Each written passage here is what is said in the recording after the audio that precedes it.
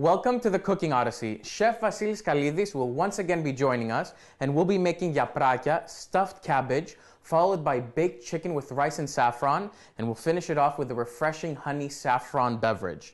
And while we wait on Vasilis to get here, let's check out the city that inspired today's recipes.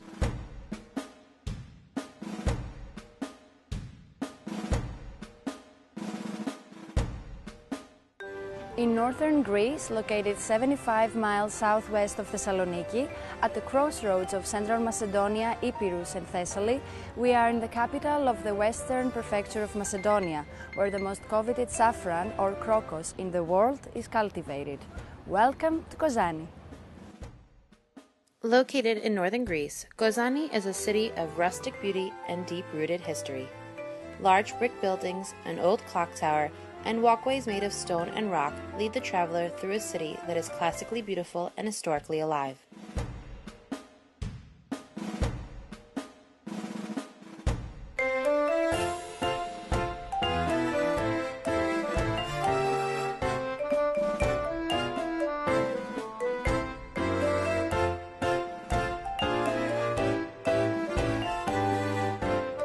The locals here are happy to tell you all about their history. Some even wear the traditional clothing of the city. At the end of summer, the Lasenia events are organized. These consist of theater productions, concerts, and athletic events. The name Lasenia comes from Yorgos Lasanis, a local hero who was a major player in the Greek War of Independence and a very important figure in Kozani history. His mansion resides in a central square named after him and is now used as the municipal map library. The library was established in May 2008 after a vote was held in the city. The maps on display in the mansion are breathtaking and provide a view of Greece that I've never before experienced.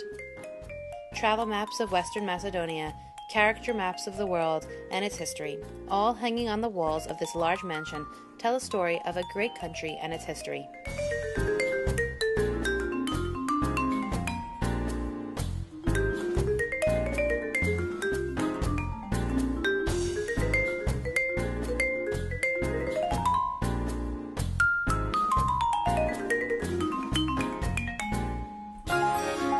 The people of Kozani are quite content with their old, beautiful buildings, but as can be seen, there's so much more to this city than all of its great architecture.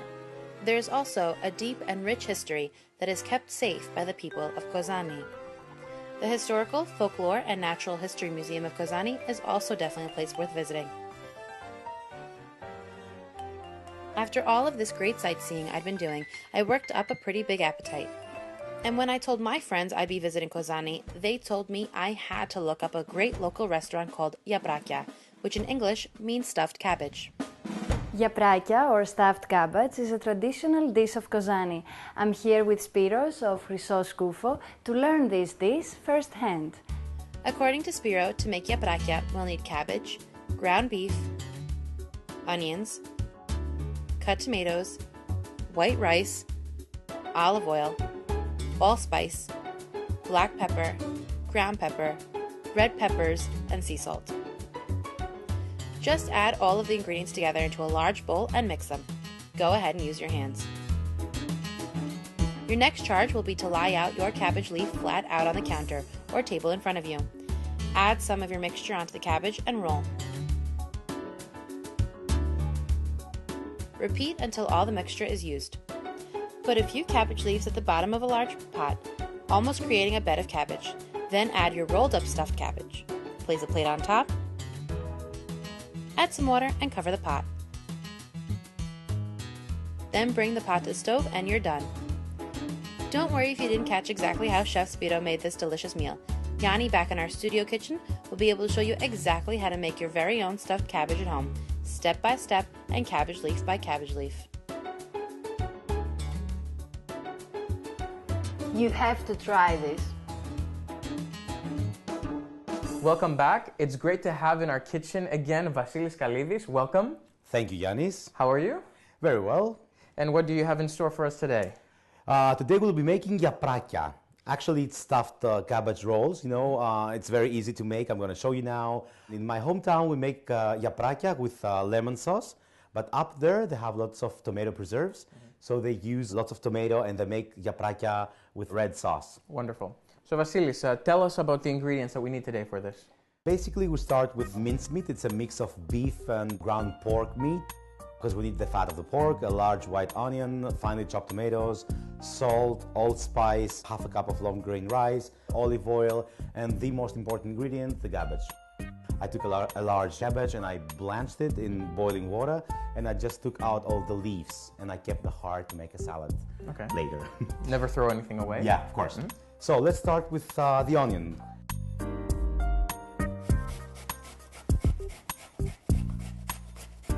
And now we'll be mixing all the ingredients for the stuffing, the grated large onion, the minced meat, half the chopped tomatoes, like that, all the juice. We actually need the juice because we're going to add some water too so the rice can boil and become tender. Lots of salt, I guess a tablespoon is enough. Half a cup of water. I'm going to grate lots of black pepper and a generous splash of olive oil. Extra virgin? Yeah, as usual. And now I'm going to mix everything together. You see in the beginning there's lots of liquids in the stuffing, but we're going to leave it rest for about 10 minutes and you'll see that it's going to thicken a lot and the rice is going to absorb all the water. I'm going to have to wash my hands, so that's a clean towel, and I cover the stuffing and I leave it here. And now let's start with the cabbage. Tell me how you prep the cabbage. Oh, it's very easy.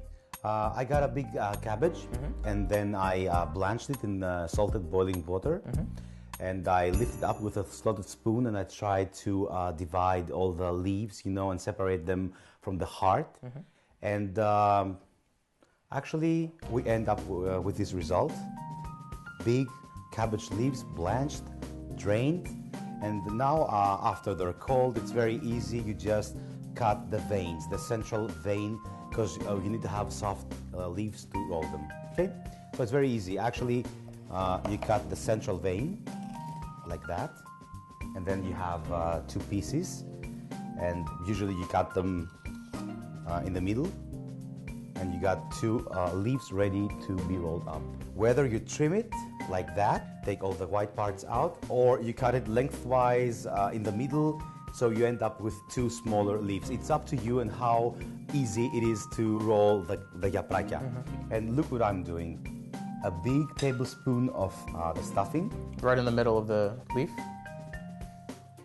Not too much, because you know, we don't want the yaprakia to be enormous. So it's very easy. You just cover,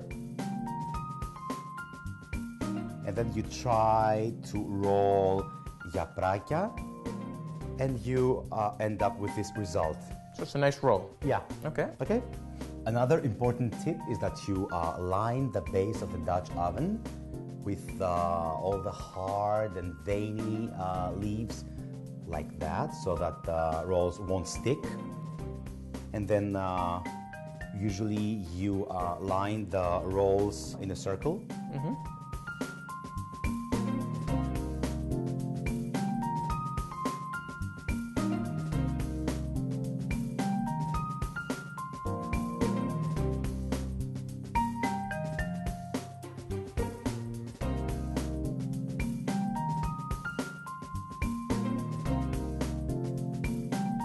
Just add the chopped tomatoes like that.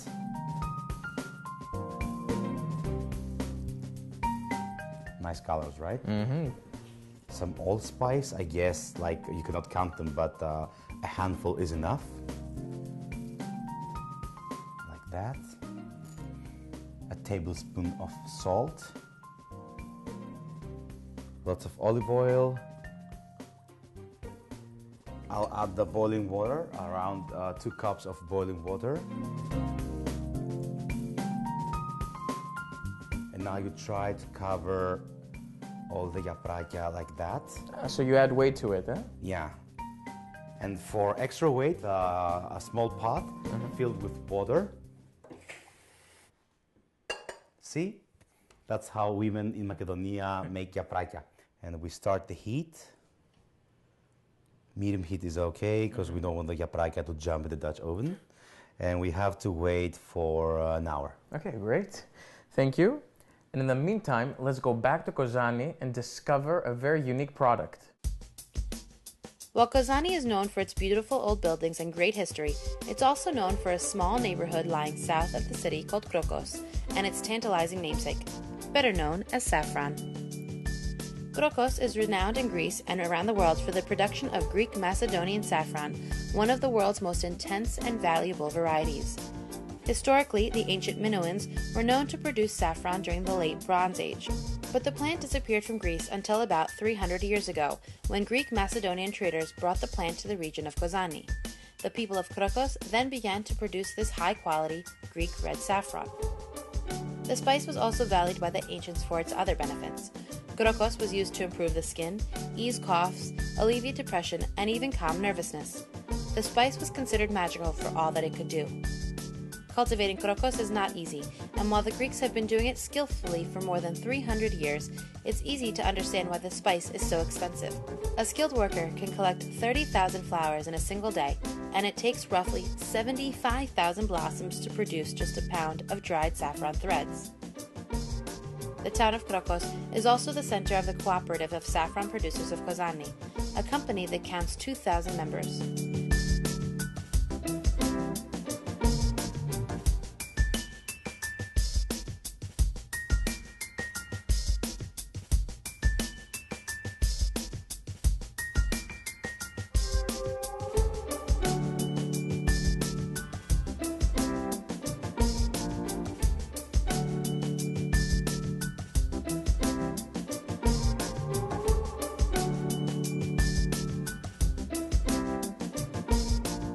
The saffron produced in Krokos is certified organic and is PDO, or Protected Designation of Origin, meaning no other region of Greece can produce it. Krokos Kozani was also awarded the highly coveted Superior Taste Award. After walking around the factory and learning so much about Krokos Kozani, I was excited to try it. And so, I did what any good Greek would do. I found some locals willing to cook a very special dish for me.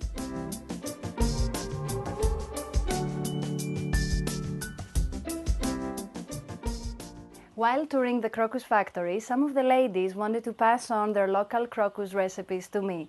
Zoe is gonna teach me today how to do chicken with rice and crocus. For this recipe, we will need boiled chicken, the broth from the chicken, pepper, olive oil, sea salt, rice, and saffron. Zoe said to take some chicken broth to dilute the krokos and put it on the side. Then, into your pan, add some rice, the chicken broth you saved, olive oil, pepper, sea salt, and the diluted krokos. Once all of these ingredients are in your pan, add the chicken and sprinkle some sea salt and pepper on top. Cover your pan and pop it into the oven.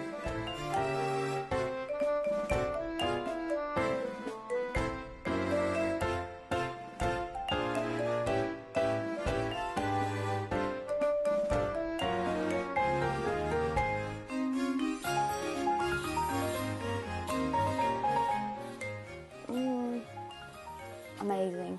The taste is just amazing. Vasily, you know when people think about saffron, their mind goes towards Spain, Turkey, Iran, but we have great saffron in Greece from Kozani. Yeah, they say one of the best in the world. So we're going to use saffron in a recipe that we have here.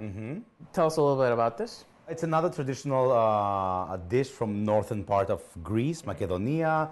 Also one of my favorites because I love rice, I love chicken, and saffron. Okay, very nice. Can you get me the clay pot, please? Yes, let's start things. And you put it here.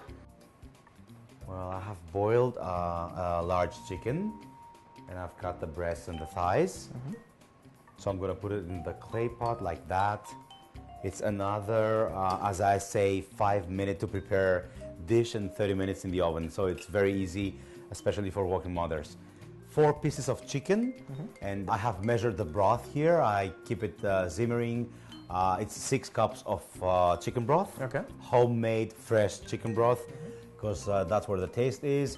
And I'm gonna pour it over the pieces of chicken, like that. So we have our broth here in the clay pot. What's next? I have to take some broth in a glass like that. I'm going to show you what I'm going to do. Okay. Not too much, just I guess like half a glass is enough. And we take a good pinch of saffron threads and put them in the warm broth. Mix it with a spoon, and as you can see, all this color comes out and the great aroma of the Greek saffron. And we don't have to wait anymore. You just pour it in the clay pot, mix it with the chicken broth. And now we go on with the rice. 2 cups of measured long grain white rice. 2 pinches of salt, maybe 3. Olive oil. Black pepper in the clay pot. Let's put some more saffron threads on top. Can you put the lid on? Sure can. And I'll put it in the oven in a 450 degrees. Okay, great. And in the meantime, if you want to see Eva dancing, let's go back to Kozani. In addition to showing me how to make chicken with rice and saffron, Zoe and some of the other local women also showed me how to make a really tasty drink, as well as some other traditional Greek desserts.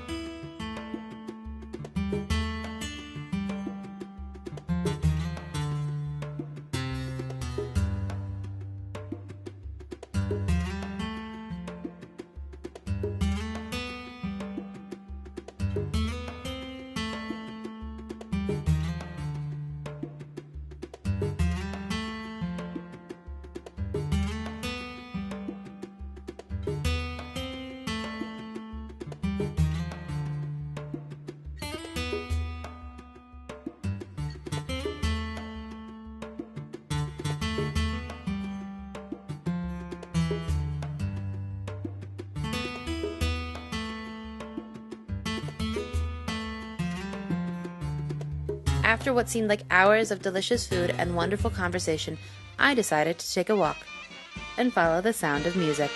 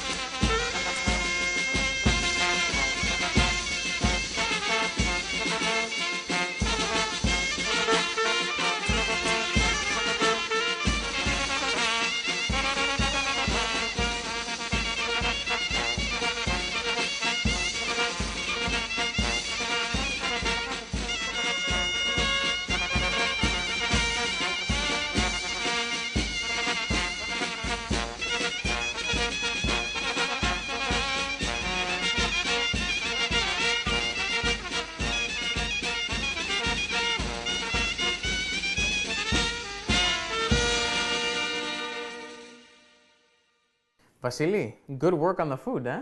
And I can't wait to try it. As we saw Eva have a lot of fun back in Kozani, in the spirit of that, we should have the drink that she had there. I'm going to show you how to make it. Okay. And we're going to need an orange, almost half a lemon, 2 sprigs of mint, good quality Greek honey, lukewarm water, and lots of saffron threads. It's very, very easy. Pay attention. Okay. First of all, I'm gonna put a good pinch of saffron threads like that. I'm gonna put it in the warm water and I'm gonna mix it with a spoon. And you're gonna see all this golden color coming out and this great aroma of the Greek saffron. We're gonna start with this unwaxed orange and I'm gonna cut 4 to 5 slices, thin slices with the skin. Okay. I'm gonna add the honey. This is gonna make our drink sweet and give this great taste with the saffron. So we're just gonna mix everything together.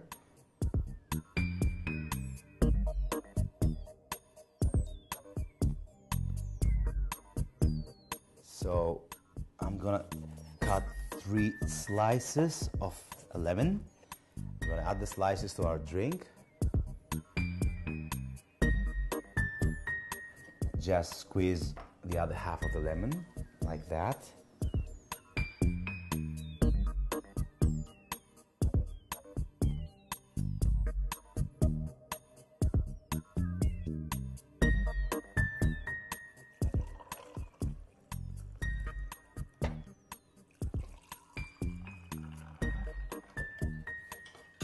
And in the end, we'll add a little mint, huh? Yeah. Nice, huh? Mm-hmm. So that's the drink Eva had in Kozani, and have a bite and then I'll try the chicken. Here you go.